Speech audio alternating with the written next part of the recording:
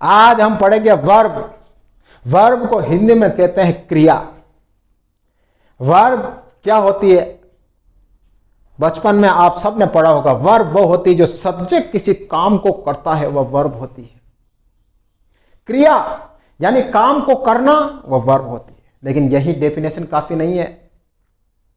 हम English grammar पढ़ रहे हैं तो ग्रामर में आपको पूरा पढ़ना पड़ेगा। सब्जेक्ट कोई कार्य करता है वही वर्ब नहीं होती, इसके अलावा भी वर्ब होती है। क्या होती है ये देखिए। वर्ब यानी क्रिया, इसकी डेफिनेशन देखिए। सबसे पहले, verb is the one which describe the action और the state of the subject. इसका मतलब देख रहे हो कि वर्ब डिस्क्राइब करती है सब्जेक्ट के एक्शन को और उसके स्टेट को। सब्जेक्ट के एक्शन, जैसे मैं खाना खा रहा हूं, मैं दौड़ रहा हूं, मैं नाच रहा हूं, मैं कूद रहा हूं, मैं रो रहा हूं, मैं चिल्ला रहा हूं, यह सब क्या हुआ? सब्जेक्ट काम कर रहा है, मैं काम कर रहा हूं। लेकिन स्टेट, अवस्था भी बताना, वो भी क्रिया होती है। अभी एग्जाम्पल के थ्रू समझाऊंगा। देखिए, सबसे पहले देखिए, राम खेल रहा है, इसका क्या होगा? Ram is playing. क्या खेल रहा है? क्रिकेट खेल रहा है।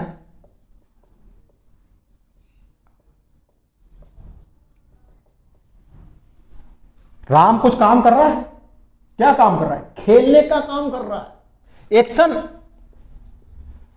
सब्जेक्ट का एक्शन हो रहा है। यहां पे कौन सा एक्शन हो रहा है? प्लेइंग, खेलने का। ये क्रिया हुई ना।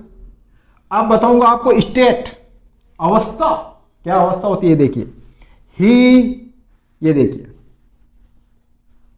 वह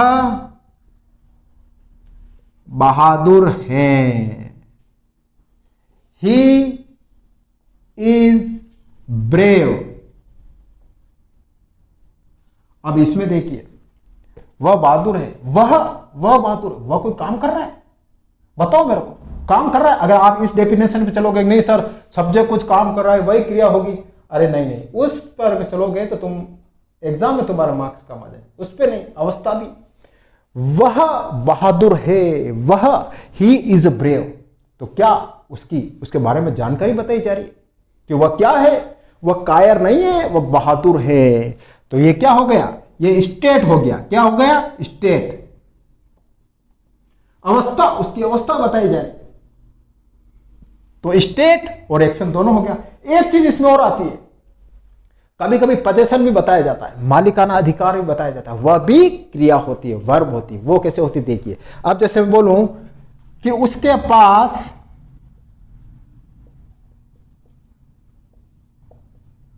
कार है, इसको कैसे बोलेंगे? ही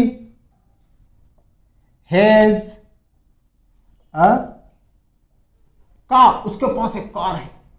तो ये पोजीशन बताया जा रहा है, अधिकार बताया जा रहा है। तो ये भी क्या होती है? क्रिया होती है। ध्यान रख लेना।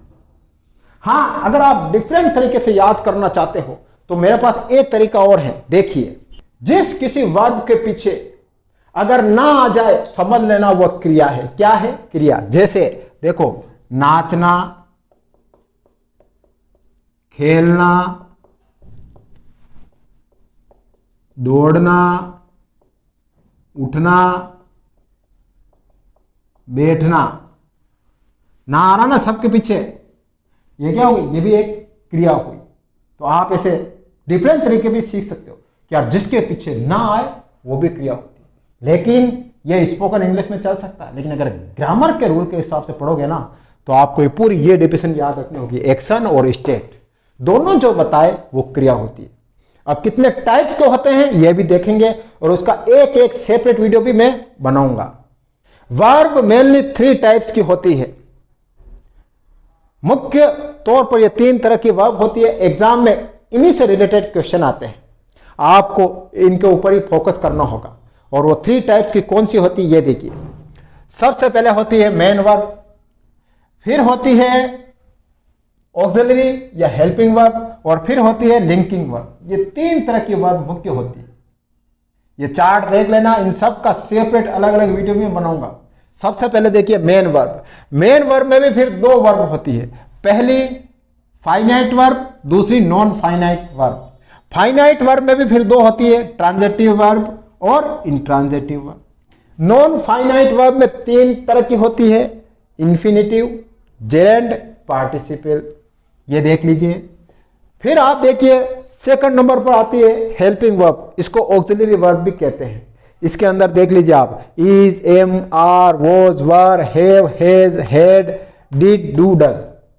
फिर इसके अंदर मॉडल वर्ब भी आती है, can, could, should, may, might और वुड। फिर थर्ड नंबर पर लिंकिंग वर्ब।